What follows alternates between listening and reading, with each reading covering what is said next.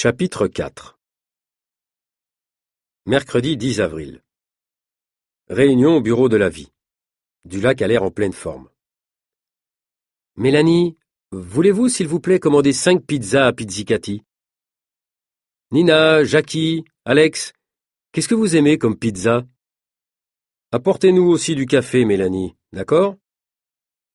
Vous prenez du sucre, du lait? Qu'est-ce qui se passe? Pourquoi est-ce que le chef est si gentil tout à coup? Vos photos sont fantastiques, continue Dulac. J'ai parlé à Dan Desrolles. Il les trouve tellement bonnes qu'il nous propose l'exclusivité de ses exploits ce mois-ci. Ce mois-ci? Pourquoi seulement en avril? Dan Desrolles veut réussir une série d'exploits pendant une courte période. C'est un défi. Il veut qu'une équipe de journalistes l'accompagne. Et il choisit La Vie, grâce à nos 200 000 lecteurs et surtout grâce à la qualité de vos photos.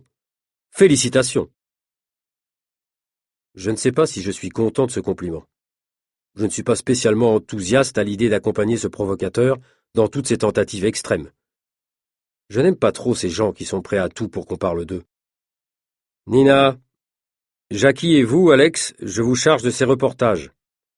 C'est une priorité absolue pour le magazine. Voilà comment ça va se passer, continue Dulac. Desrolles veut surprendre. Il veut réaliser des exploits en garantissant la surprise. Vous devez être prêt à partir immédiatement si nécessaire. Et comment est-ce que nous saurons où il est? Nous serons les premiers informés. Il va d'abord nous envoyer un courriel expliquant son projet. Ensuite, il convoquera les autres journaux et magazines, mais le plus tard possible, pour ne pas laisser le temps aux autorités de faire obstacle à ses performances. Ça signifie que vous devez garder le secret. Il insiste. C'est curieux cette attitude. Pour moi, les sports extrêmes, c'est pour les gens qui veulent être seuls, loin de la civilisation, loin du bruit. Tu as raison, Alex, dit Jackie. C'était comme ça avant, ces acrobates étaient des solitaires.